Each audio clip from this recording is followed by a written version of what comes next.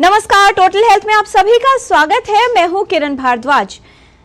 कई बार ऐसा होता है जिंदगी में कि कुछ ऐसी परिस्थितियां उत्पन्न हो जाती हैं जिसमें हमें पता ही नहीं चलता कि इसमें गलती किसकी है। जीवन हर पल इम्तिहान लेता है, कभी गमों की परछाइयों के बीच घेर लेता है तो एक छोटी सी किरण कभी अंधेरों से निकाल लेती है। जीवन में बहुत बार ऐसी परिस्थितियां होती हैं जिसमें बच्चे को यदि कोई समस्या हो तो माता पिता को लगता है कि कहीं उसमें उनका कोई दोष तो नहीं। आज हम बात करेंगे जन्मजात विकृतियों के बारे में, यानी कंजेनाइटल मैलफॉर्मेशंस, जिन्हें स्ट्रक्चरल बर्थ डिफेक्ट्स भी कहा जाता है। क्यों होती है ये समस्याएं और ऐसे में किस तरह से आवश्यक है इनका सही तरीके से इलाज करवाना, ये बताएंगे विशेषज्ञ। एक छोटी सी रिपोर्ट देखकर समझते हैं कि दरअसल स्ट्रक्चरल बर्थ डिफेक्ट्स यानी जन्मजात विकृतियां होती क्या हैं।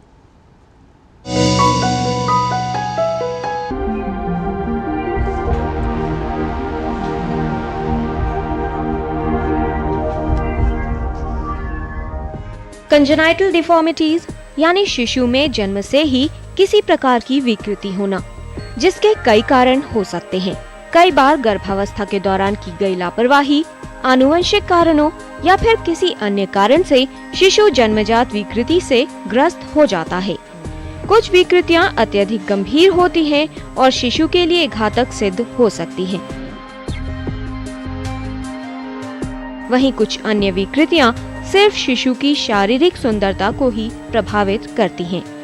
शिशु में जन्मजात विकृति होने पर माता पिता के लिए शिशु के विकास व उसके पूरे जीवन को लेकर कई प्रश्न उठ जाते हैं। आजकल की नई तकनीकों व दवाओं के प्रयोग से शिशु में उत्पन्न जन्मजात विकृति को ठीक किया जा सकता है, लेकिन जरूरत इस बात की है कि ऐसी कोई भी समस्या उत्पन्न होने पर तुरंत डॉक्टर को दिखाएं और शिशु का सही इलाज करवाएं।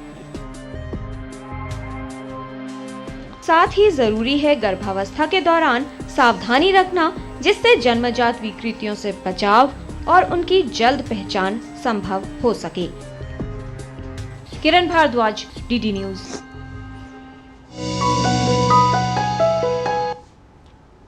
लगभग 4 से 5% नवजात शिशुओं में कंजेनाइटल एनोमलीज या बर्थ डिफेक्ट्स होने की संभावना होती है। ये कई प्रकार के हो सकते हैं, लेकिन खास तौर पर यदि बच्चे के हाथ पैर में किसी तरह की विकृति है, कोई ऑर्गन या अंग नहीं बना है, ऐसे में किस तरह से इलाज होना चाहिए और सर्जरी की कितनी अहम भूमिका होती है स्ट्रक्चरल बर्थ डिफेक्ट्स में, ये जानेंगे विशेषज्ञों से। इस पर बात करने के लिए उपस्थित है स्टूडियो में विशेषज्ञों का खास पैनल। उनसे आपका परिचय करा दें। हमारे साथ हैं doctor professor Ashish Jain, head neonatology from Maulana Azad medical college and Loknayak hospital. आज के डिस्कशन में शामिल हैं doctor Shilpa Sharma, professor department of pediatric surgery, all India institute of medical sciences, new Delhi. दोनों ही विशेषज्ञों का स्वागत करते हैं। और कंजेनाइटल डिफेक्ट्स इतने आम हैं और जो बड़ी चुनौती इसमें आती है कि सही समय पर इनकी पहचान नहीं हो पाती, बच्चों को इलाज नहीं मिल पाता, तो किस तरह से इनकी पहचान जल्द की जा सकती है और क्या ऐसे उपाय हैं जिनसे कंजेनाइटल एनोमलीज या जन्मजात विकृतियों से बचाव हो सकता है या उनके खतरे को कम किया जा सकता है, ये विस्तार से जानेंगे विशेषज्ञों से।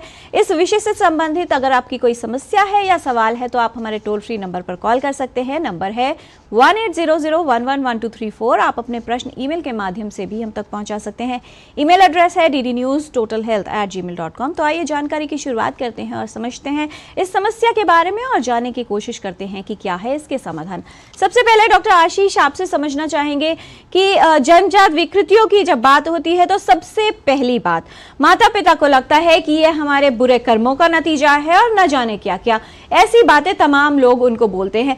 पहली बात कि कितना कंसर्निंग है अगर किसी बच्चे में जन्मजात कोई डिफॉर्मिटी है या डिफेक्ट है, उसकी पहचान होना, और क्या संभावित कारण हो सकते हैं या वो कारक जो इसके खतरे को बढ़ाते हैं। तो पहले तो ये बात याद रखनी चाहिए कि ये कोई ऐसे बुरा लगने वाली बात नहीं है यार, अपने आप को कोई हीन भावना नहीं आना चाहिए, चाहे वो माँ हो चाहे वो बाप हो। ये जरूर है कि कुछ जन्मजात जो एबनॉर्मलिटीज़ हैं वो जेनेटिक कारण से हो सकती हैं, बट ऐसे नहीं कि सारी ही जो है जेनेटिक कारण से होती हैं। कई दफ़ा इनका कारण पता नहीं होता है, बनावटी प्रॉब्लम से हो सकती है, जो ऑर्गन्स के बनावटी प्रॉब्लम से हो सकती है, कई दफ़ा माँ के इन्फेक्शन की वजह से हो सकती है, माँ के कुछ ड्रग्स लेने की वजह से हो सकती है, माँ में अगर डायबिटीज़ है या ऐसी कोई बीमारियां हैं, ये भी रिस्क में डालती हैं कि बच्चे को कोई कंजेनाइटल एनोमली हो। तो हमारा जो उद्देश्य ये रहना चाहिए कि इनको हम प्रिवेंट कैसे करें, कम से कम कैसे करें और जल्दी डिटेक्ट कैसे करें। जी, तो ये अलग अलग कारण हैं। जी, तो किस तरह से बचाव करना है और कैसे इनकी संभावना को कम करना है वो भी आपसे ज़रूर जानेंगे।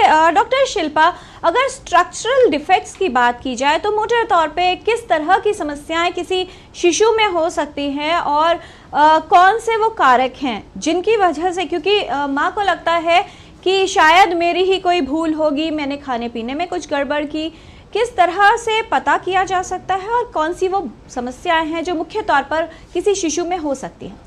तो जो मोस्ट कॉमन बीमारियां हैं जो बच्चे को हो सकती हैं वो सिर से लेके पैर तक कहीं पे भी हो सकती हैं। तो न्यूरल ट्यूब डिफेक्ट्स काफ़ी कॉमन है और इसका क्योंकि बचाव है फॉलिक एसिड खाने से, अगर कोई माता 2 साल पहले गर्भ रखने से पहले ही फॉलिक एसिड खाना शुरू कर दे तो उसके बच्चे में ये प्रॉब्लम आने की संभावना बहुत कम हो सकती है।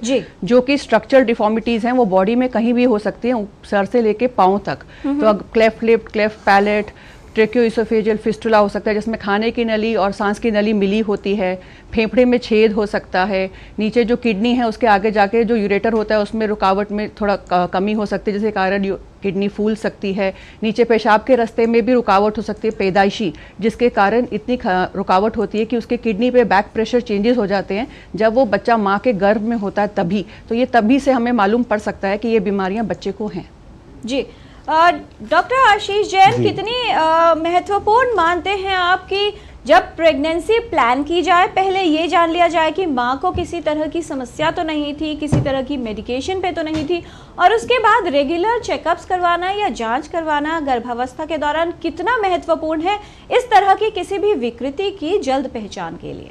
जी, ये बड़ा इम्पोर्टेंट मुद्दा है और हमें समझना चाहिए क्योंकि जो ऑर्गन्स डेवलप होते हैं वो पहले 1 या 2 महीने में ही होते हैं जब माँ प्रेग्नेंट होती है। इसलिए इस बारे में प्रिवेंशन जो है वो बल्कि माँ की प्रेगनेंसी पहले ही शुरू हो जाना चाहिए। जैसे डॉक्टर साहब ने भी बोला, एक बड़ा इम्पॉर्टेंट चीज़ है कि फोलेट का जो इनटेक है, फोलेट की दवाई की जो माँ को लेना चाहिए, ये 2 या 3 महीने पहले प्रेगनेंसी प्लान करने से पहले ही लेना चाहिए। दूसरा जो है, माँ को ये जरूर ध्यान रखना चाहिए कि जो इम्यूनाइजेशन है, जैसे रूबेला का इम्यूनाइजेशन हो गया और चिकन पॉक्स का इम्यूनाइजेशन हो गया, ये जो कंजेनाइटल इन्फेक्शन है इनसे भी कंजेनाइटल हार्ट डिफेक्ट्स या कंजेनाइटल बीमारियां होती है, तो ये इम्यूनाइजेशन अपना पूरा कर ले मैरिज से पहले। तीसरा, जब भी अपने डॉक्टर से मिले डिस्कस करिए कि अपनी फैमिली में कोई कंजेनाइटल डिफेक्ट तो नहीं है, कोई बीमारी तो नहीं है, क्योंकि कुछ बीमारियां जो है जेनेटिक भी होती है जैसे मैंने पहले बोला था जी। इसके अलावा अपनी ब्लड शुगर और अपना हाइपरटेंशन जो है, क्योंकि डायबिटीज़ की वजह से भी रिस्क बढ़ जाती है, तो इन सब चीज़ों का ध्यान रखें और प्रेगनेंसी से पहले ही इन सब चीज़ों के बारे में अपने डॉक्टर से डिस्कस करें तो संभावना या प्रिवेंशन बड़ी अच्छी तरह से हो सकता है। डॉक्टर आशीष, क्या ये जो डिफॉर्मिटीज है इनकी पहचान आमतौर पर अल्ट्रासाउंड की जांच से ही होती है या कुछ दूसरे इन्वेस्टिगेशंस और जांच भी करवानी आवश्यक और अनिवार्य है, या गायनेकोलॉजिस्ट सजेस्ट करते हैं किसी महिला को जिसमें उन्हें लगता है कि खतरा हो सकता है? बिल्कुल ठीक कह रहे हैं आप, आजकल अल्ट्रासाउंड आ गया है, लेकिन हमें ये भी समझना है कि सारी बीमारियां अल्ट्रासाउंड से नहीं डिटेक्ट हो पाती हैं। तो एक अल्ट्रासाउंड जनरली हम लोग करते हैं जिसको बोलते हैं कि एनोमली स्कैन अल्ट्रासाउंड बोलते हैं या लेवल 2 अल्ट्रासाउंड भी बोल देते हैं डॉक्टर्स। ये 18 से 20 हफ्ते जब प्रेग्नेंट है मदर, उस वक्त ये अल्ट्रासाउंड होता है।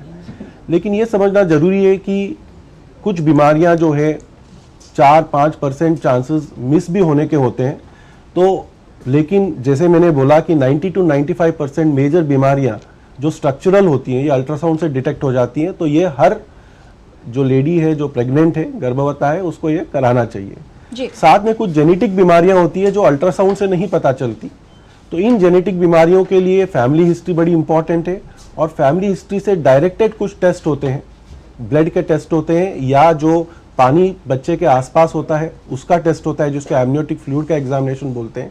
ये जेनेटिक टेस्ट जो है depending upon case to case हम करके पता कर सकते हैं। जी डॉक्टर शिल्पा, मान लीजिए किसी बच्चे में खास तौर पर जैसे आपने बताया कि एक न्यूरल ट्यूब डिफेक्ट हो सकता है, रीढ़ की हड्डी में समस्या हो सकती है और दूसरा अगर इंटरनल ऑर्गन्स ठीक से डेवलप ही नहीं हुए।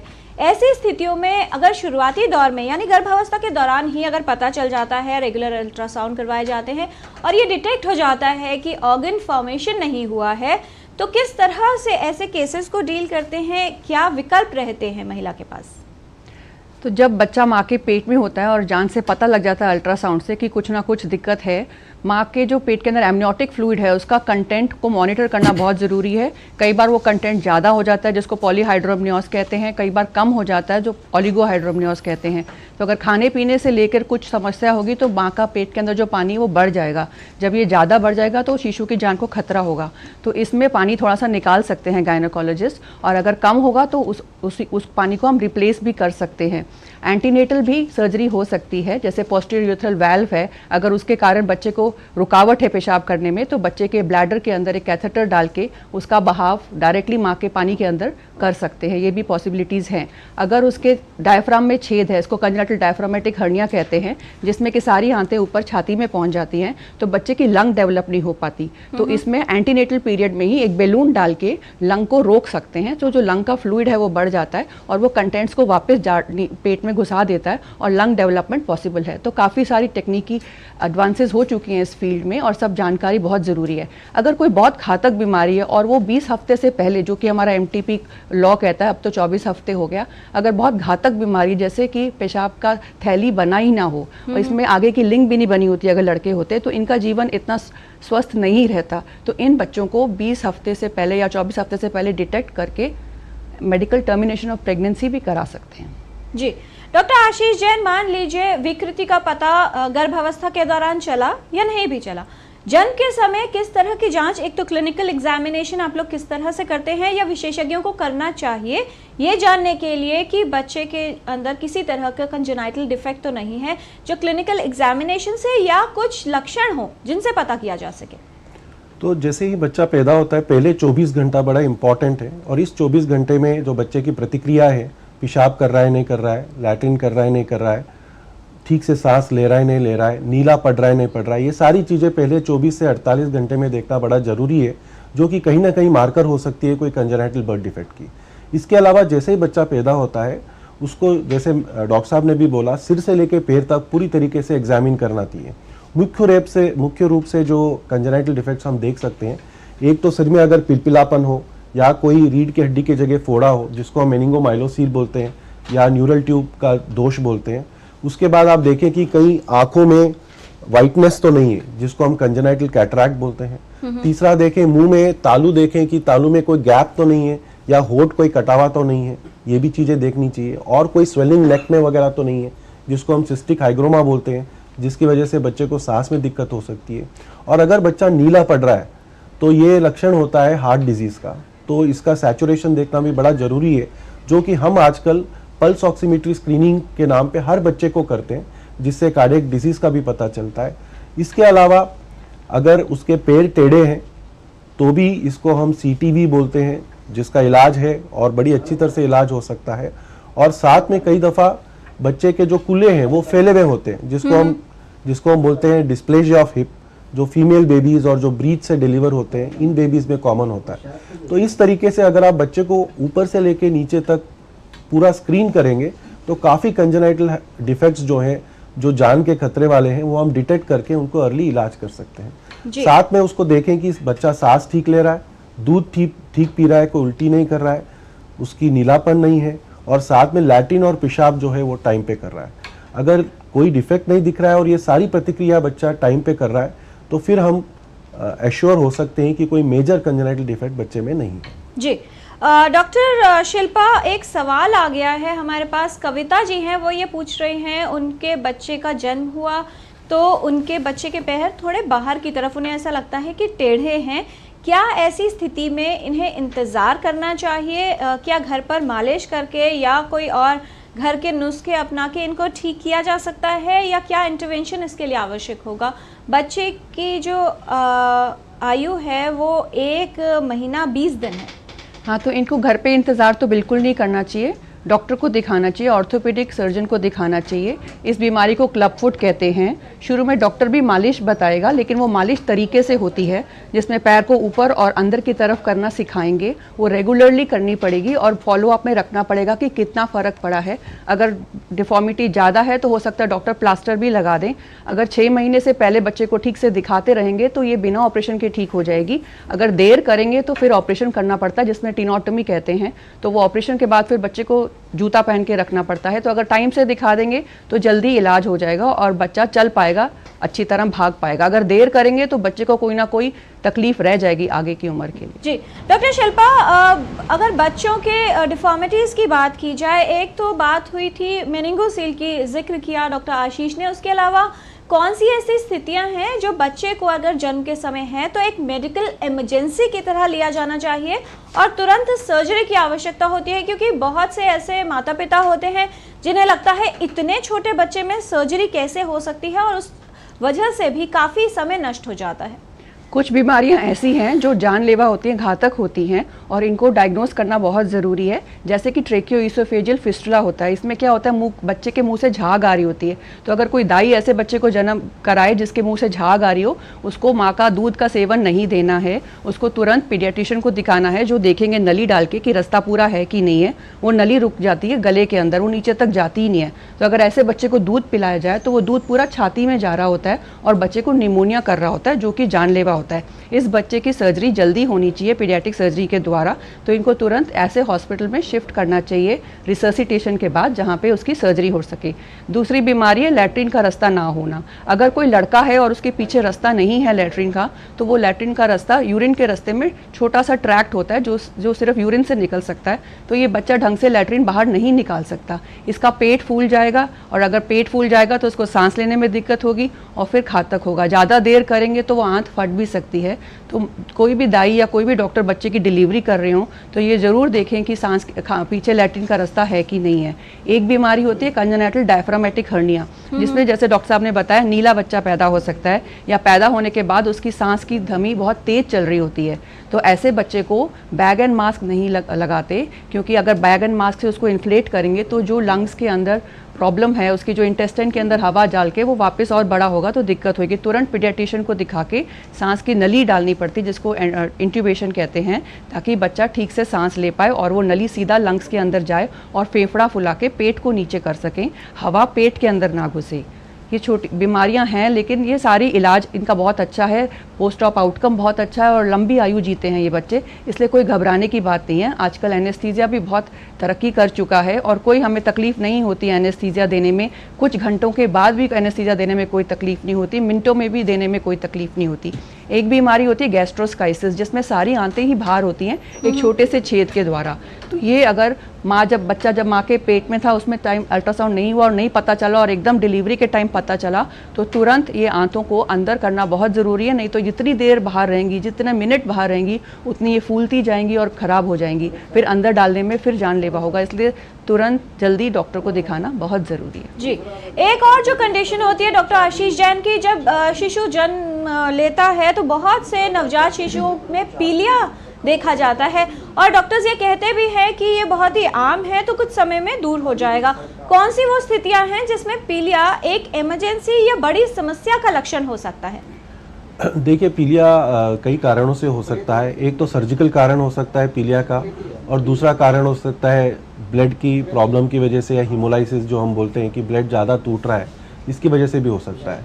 पीलिया, ये ज़रूर है कि पीलिया काफ़ी बच्चों में होता है, 50% तक बच्चों में भी हो सकता है, लेकिन ये हमें समझना ज़रूरी है कि कौन सा पीलिया इलाज करने लायक है और कौन सा पीलिया हम इग्नोर कर सकते हैं। तो जो पीलिया पहले दिन में आता है, फर्स्ट डे में आता है, वो पीलिया कभी भी इग्नोर नहीं करना चाहिए, वो काफ़ी डेंजरस होता है। डॉक्टर को दिखाना चाहिए कि क्या कारण है वो पीलिया का। दूसरा, बच्चे को इतना पीलिया है कि उसके तलवे और उसके हाथ दोनों पीले दिख रहे हैं, तो ये पीलिया की सीवियरिटी ज़्यादा है और इसको इलाज आपको जल्दी से जल्दी शुरू करना पड़ेगा, नहीं तो ये ब्रेन पे इंजरी कर सकता है। तीसरा, अगर पीलिया है बच्चे को और साथ में उसकी लैट्रिन का कलर सफ़ेद है या क्ले कलर्ड है, नॉर्मल कलर नहीं है, तो ये हो सकता है कि कोई सर्जिकल कारण पीलिया का लक्षण है, एक सर्जिकल कारण का, तो इस तरीके के बच्चों को भी हमको तुरंत डॉक्टर को दिखाना चाहिए।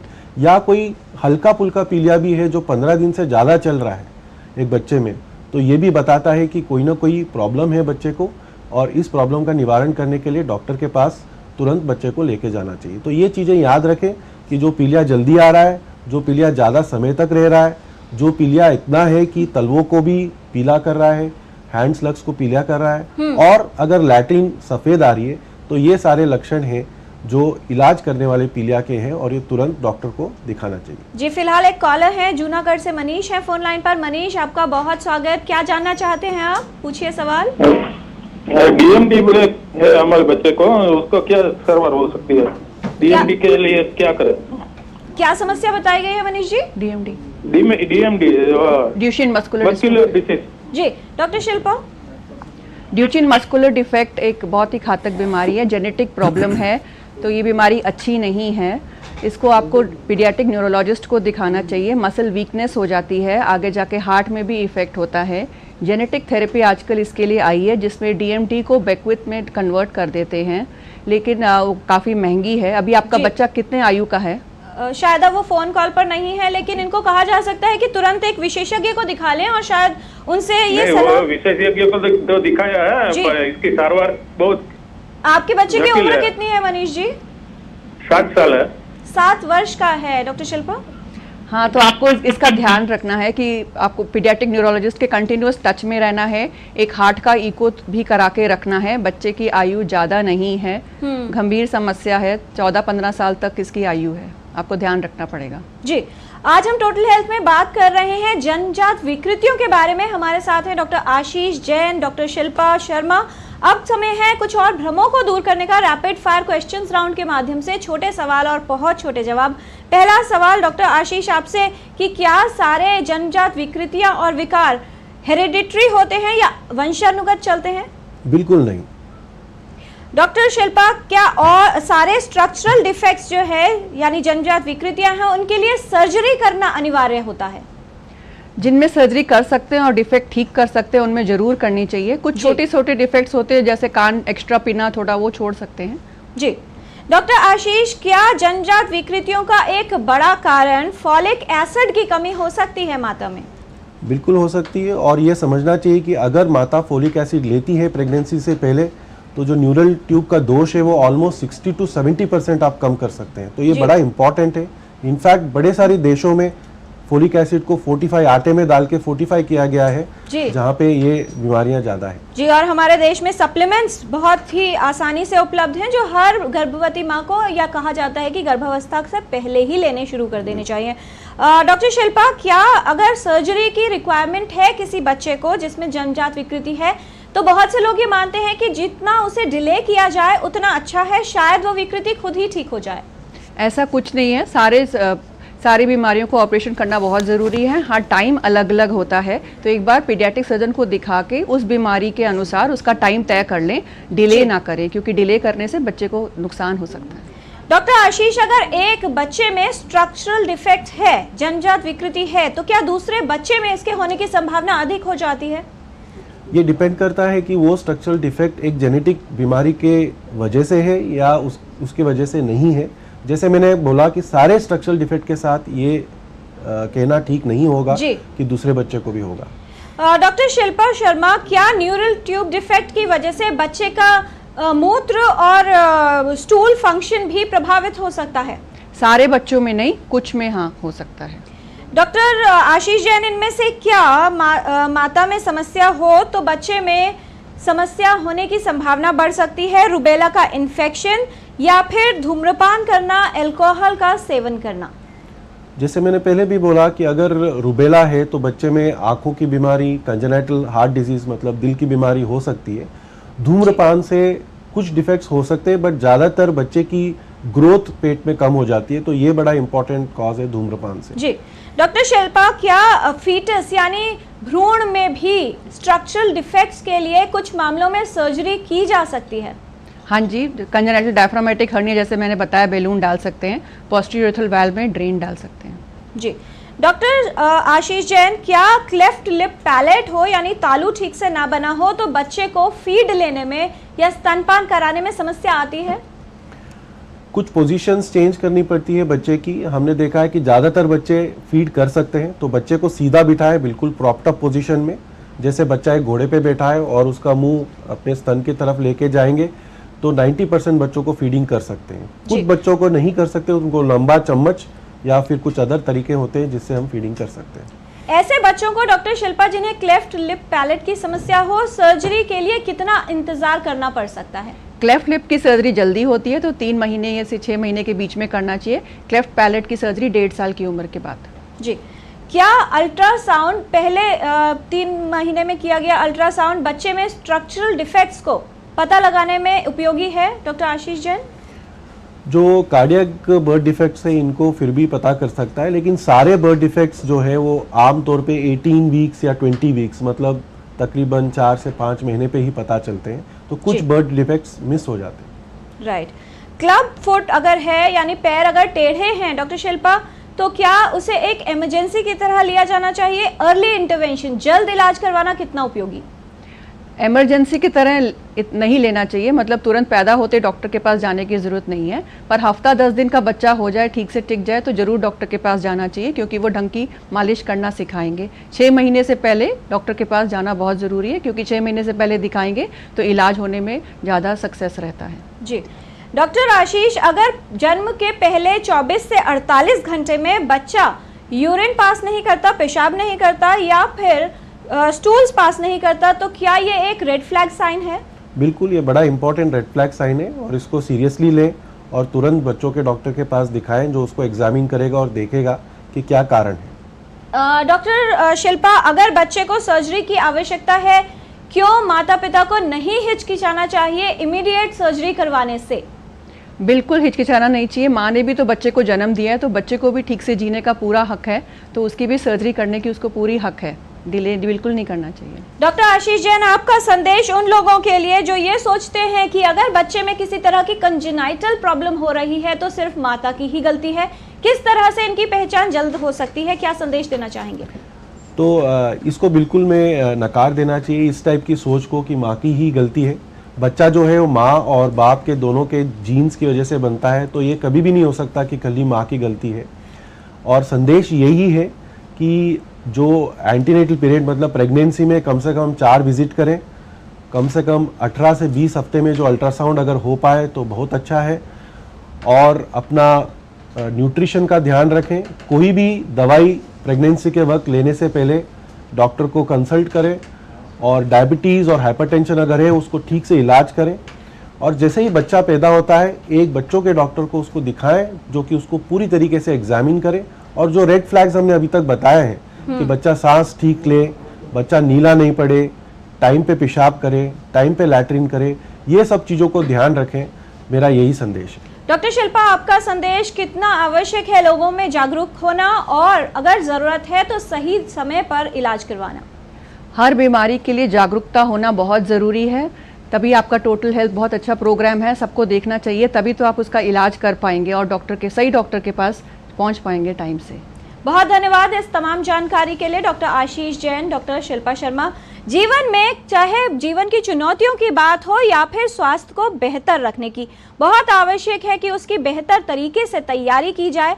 चाहे जीवन का इम्तिहान हो या फिर किसी बीमारी को ठीक करना, उसे लेकर जागरूक रहें, क्योंकि जागरूक रहने से और जल्द से जल्द एक्शन में आने से यानी क्रिया करने से बहुत सारी समस्याओं और जटिलताओं से बचाव किया जा सकता है। स्वास्थ्य के संबंधित जागरूकता का ये सिलसिला टोटल हेल्थ के माध्यम से हम ऐसे ही जारी रखेंगे।